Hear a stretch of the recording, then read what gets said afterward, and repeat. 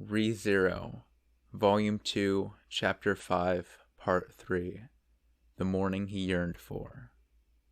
How many times has his mind gone blank from what he'd experienced? How many times had he come face to face with tragedy beaten into him? Wasn't it time someone saved him from this? The blue-haired girl lay upon the bed, no longer breathing. Her skin was pale. Her eyes would never open again. She was dressed in a delicate negligee that somehow seemed perfect on her. Subaru abruptly realized that he hadn't seen Rem out of a maid uniform once. Why did Rem... As Subaru murmured, brushing his short hair back with his hand, he fell to his knees. His head hurt. His brain came up with the wonderful suggestion that the sight before him was all in his sleep-deprived imagination. This was his fourth loop at the manor. To Subaru, who had already died and gone back 3 times, Rem was the person he was most wary of. Then why was Rem killed? Surely it was Rem who killed Subaru, not the other way around. Suddenly, a little devil on Subaru's shoulder whispered, "Maybe she wasn't really dead? Maybe it was all a trick to make Subaru drop his guard." A joke in exceptionally poor taste was incomparably better than the nightmare before him being real. He approached Rem to check her pulse, but... "Don't touch her!" As he reached out to touch Rem, his hand was slapped away, hard. When Subaru yelped and looked up, Rem was glaring angrily at him. The tear-filled rage on her face easily drowned out any words of retort Subaru might have used. "Don't touch my little sister!" She refused to let anyone come between them. With a tearful voice, Rem repeated herself as she clung to Rem's body, tears flowing quietly down her face. There was no sign that the devoted, pain-filled older sister expected her little sister to ever awaken. That made the truth clear. Rem really was dead. As Subaru wobbled out of the room, Roswell stood by the doorway and voiced his deductions. "Apparently, death by debilitation. Her vigor was stolen as she slept. Her heartbeat gently slowed, and the fire of her life puttered out. Likely the work of a curse rather than magic, per se." Subaru's eyes snapped open at the word curse, the word for what the clown believed to be the cause of death. Death by debilitation via a curse. That was the direct cause of Subaru's death during the first and second loop. In other words, Rem had died from the same curse that had previously killed Subaru. But I thought the curse came from Rem. The second loop, Subaru had died from debilitation via a curse, as well as having his head smashed by an iron ball. Subaru had deduced from that night's circumstances that the witchcraft and the iron ball were linked. But Rem herself being killed by a curse had ripped his hypothesis to shreds. Then the shaman and Rem are separate? Subaru's mind was in chaos at the thought of a new, separate shaman arose. Rem had slain Subaru out of loyalty to Roswell. At the very least, that was the only answer if Rem's words during the third loop were true. He wondered if Rem, who'd killed him by her own hand, and the shaman were connected somehow. But if that was the case, Rem being killed this time around made no sense whatsoever from the shaman's point of view. So maybe Rem and the shaman weren't connected to begin with. The first time, the magic of a shaman had slain Subaru. The second time, the shaman's spell had debilitated Subaru when Rem murdered him for whatever reason. The third loop, Rem had eliminated him with no connection to the shaman whatsoever. The fourth time, I didn't do anything, so Rem was the target instead? It was baseless supposition, but based on the circumstantial evidence, it was the only reasonable conclusion. If Subaru had been the target for reasons related to the royal succession, he He could understand it as an indiscriminate preemptive strike against Amelia's side. The victim, be it Subaru or Rem, was random. "You appear to be in rather deep, serious thought." The mismatched blue and yellow eyes looked down, reflecting Subaru in them. Subaru's eyes rose as he felt like Roswell's scrutinizing gaze was seeing into his very soul. "It pains me to ask such a thing, but do you have any idea about what happened, good guest?" Why would you think forgive my rudeness. I am simply somewhat displeased at the moment that one of my pretty retainers has suffered such a fate. You see?" Roswell abruptly shifted his gaze from Subaru to the painful sight inside the room. Looking at the side of his face, it truly sank into Subaru just how precarious his situation had become. Subaru had no way to prove his innocence. This time, Subaru had done nothing to earn the slightest smidgen of trust from the others.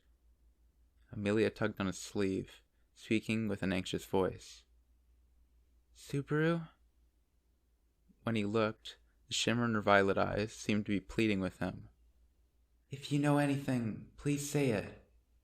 Her eyes and her calling his name told him that much. The implication of answering Amelia's earnest request hit Subaru hard. He'd have loved to tell everyone what he knew. He wanted to shout it at the very top of his lungs. While Subaru made no reply, Amelia's small fingers trembled a little as they held his sleeve. He'd thought that repeating the past would lead to a better future, yet here he was, every silver lining having a dark cloud, with the outcomes worse than he'd ever imagined possible. "Subaru..." Confusion clawed at the inside of his head. He thought that it would all be swept aside and things would be better someday. No, he thought they'd become better already. And the moment he thought it, this happened. The moment he pictured the black cloud and the world stopping, ceaseless pain gripped his head. His breath caught. The sensation of Amelia touching his sleeve made Subaru's stomach twist in pain. If Amelia kept her pleading look trained on him, Subaru's heart would falter. Even if he didn't, Puck, able to read emotions, could easily expose the fact that Subaru was hiding something. But still, Subaru couldn't explain anything about return by death. And that meant that torture would continue, pain without end, over and over. He felt his tongue quickly dry. Unable to resist his urge to flee, he took a small step back. "If you know anything, you'll never escape me." To the girl crying her eyes out inside the room, Subaru's small action looked like nothing more than an attempt to flee for his own convenience. Instantly, a raging gust of wind made the door violently shake, its passage blowing Subaru's hair down flat. The moment after the sudden gust made him close his eyes, a sharp pain heralded a vertical cut on his cheek. "Ow!" He immediately touched his cheek, moistening his palm with blood. Wind. The wind had wounded him. From within the room, Ram was shooting Subaru a hate-filled look as she trained her palm toward him. "If you know something, spill it!" "Wait, Ram, I can't," Subaru was about to say, but the word died instantly on his lips, since he knew what would befall him. But he was coming up empty for any way to kick that can down the road. With Subaru holding his tongue, Ram shot him another gust of wind as a warning of what would follow. Had he been able to calmly assess the matter, he would have called it a blade of wind. Wind magic. Magic that inflicted cuts like the whirlwind monsters of lore. The sharp slice had enough power to leave a cut on the floor between Subaru and Rem, slice the door in half, and stop right at Subaru's cheek. Such was the power she threatened him with. If that hit him full force. Faced with the phenomenon before his eyes, Subaru forgot to breathe. But Beatrice extended her cream-colored palm in front of Subaru and countered the blade of wind. "I am the one who keeps her promises." She gave her raised palm a small shake, as if that were no great feat, as she looked back at Ram. I made a promise to protect this man from harm while he stays at the manor. Lady Beatrice! Whereas Beatrice's demeanor was elegant, Ram bit her tongue with indignant anger. As Ram raged to the side, Beatrice looked up at Roswell, still standing right beside them. Roswell, your maid is being quite rude to your guest. Certainly, I would find that sincerely unfortunate. If possible, I would like to welcome him anew as my guest, as soon as he breathes out what he is holding within, to feel all the lighter. How could he be involved in this matter, I wonder? He was in the archive of forbidden books all night. This is too grave a matter to simply drop. Surely you comprehend this?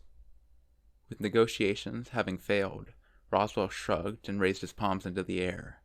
Subaru saw the multiple orbs of different colors that floated from his palms. They were red and blue, yellow and green. Even Subaru, untrained in the ways of magic, understood that those 4 colors represented magical power. Their beautiful glows contained energy beyond his imagination. It is just like you to engage in petty tricks. Just because you have a little talent, a little more power than others, a pedigree just a little finer than others, you need to flaunt it in others' faces. You are quite a child, I will have you know. How very harsh of you. Is the difference between we, who walk about normally, and you, passing time in a room where time has stopped, so great? Perhaps we should put it to a test. He could feel the magical tension between them making the very air twist. Subaru was becoming a third wheel as hostility rose. However, to think that you would go through such trouble. Are you truly so fond of him? Your jokes are as in poor taste as your makeup, Roswell. Pucky is my ideal partner. That human cannot match such lovely fur. Beatrice looked defenseless as she stood before Roswell's 4 glowing, floating balls. However, the simply standing girl projected something around her so powerful that it made the air itself bend. Something invisible but frightening was about her. As the situation became explosive, with both wielders of supernatural power glaring at each other, Ram's shrill voice wedged itself between them. Who cares about that? Who cares about that? Everyone looked at her as she stormed over, hands holding the hem of her skirt. Let me through and do not interfere. If you know something, say it. All of it. Help. Help me avenge her. It was a sad, painful plea. The words gripped Subaru's heart. He truly wanted to tell her what she wanted to know.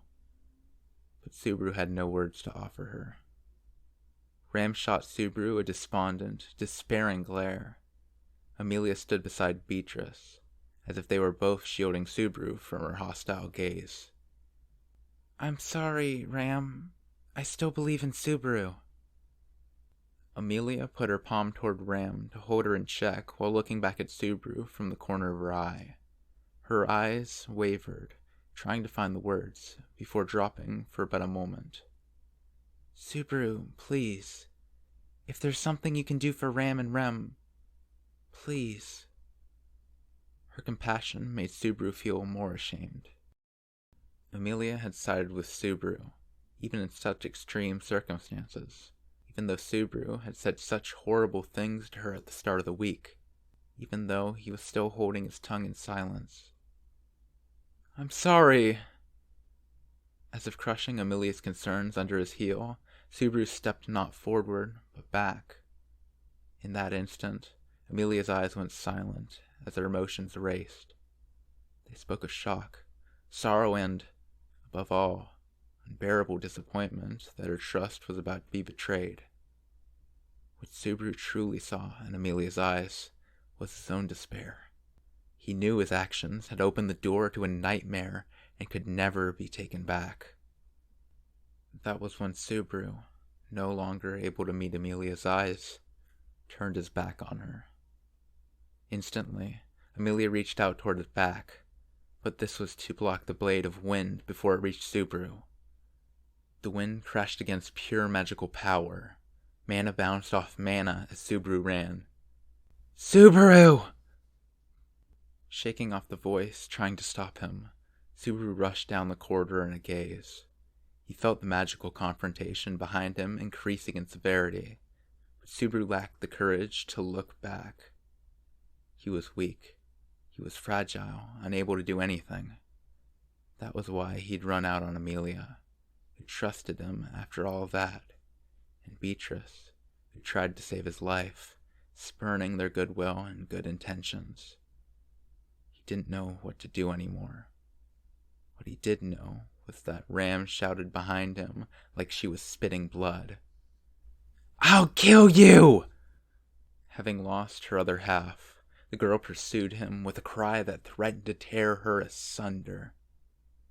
Covering his ears, shaking his head, making wordless sounds, Subaru ran. He ran. And he kept running.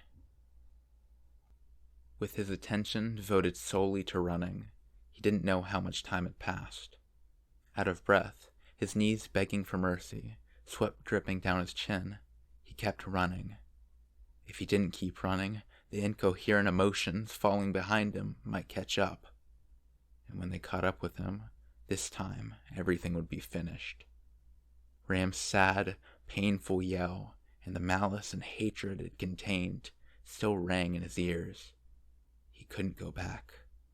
Now that he'd run, Ram and Roswell would not spare him.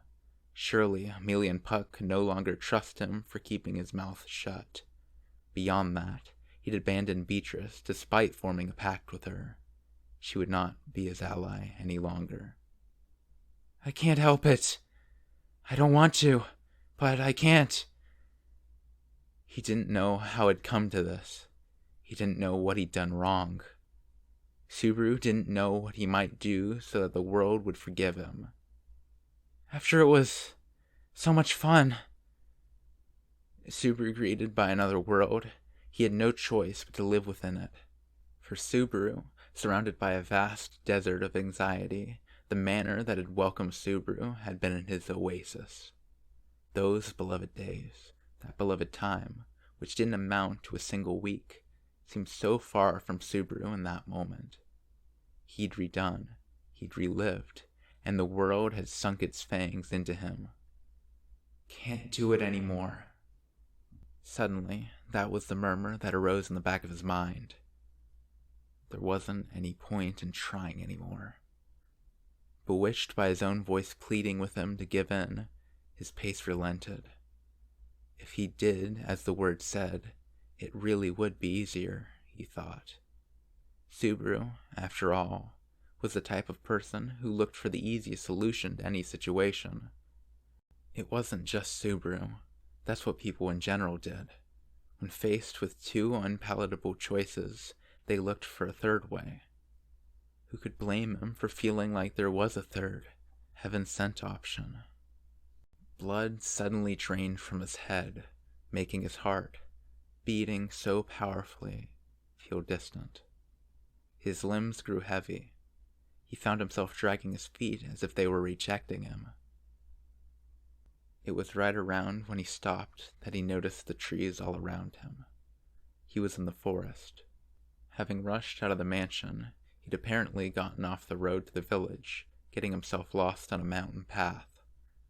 The gloom from the sky being blocked off, and the briars all around him, made Subaru think it resembled where he died the third time around.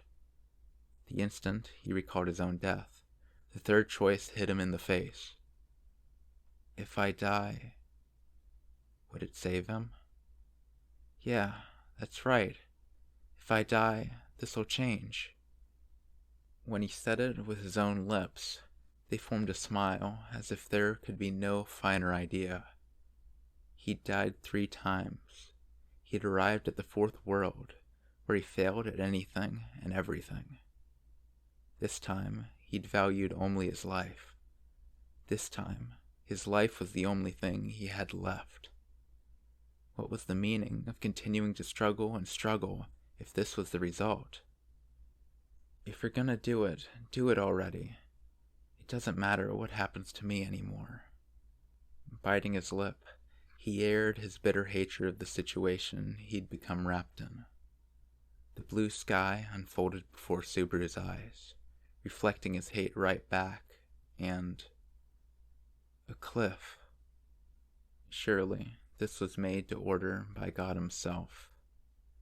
Answering that one prayer surely meant there was a heaven he should be grateful for. So that the foolish and pathetic Subaru Natsuki could find peace. The cliff seemed to invite him as he headed toward it, wobbling and dragging his feet. The wind was strong. Using the sleeve of his jacket to shield himself from the strong headwind, Subaru shook at the cliff's edge, peering into the blue sky beyond. Below him was a precipice with a face lined with sharp rocks, a drop of dozens of meters onto a rocky place below. If he fell from this height, nothing would greet him but death. Subaru panted heavily as he looked down at the rocks below, able to acutely picture his own death. He heard the loud heartbeat he had forgotten once more. His lungs let out the air they'd been holding.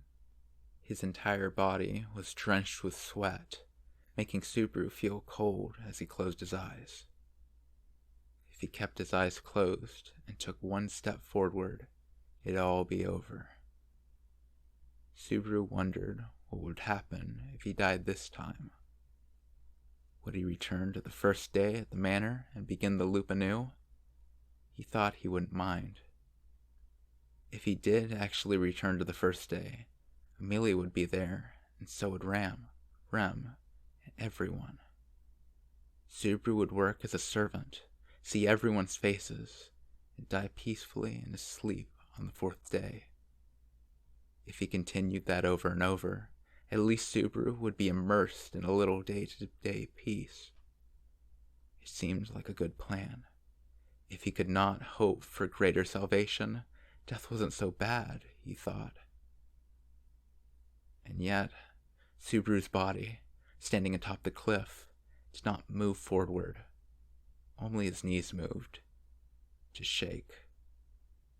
He reached down to stop his knees from trembling, collapsing the moment his hips bent.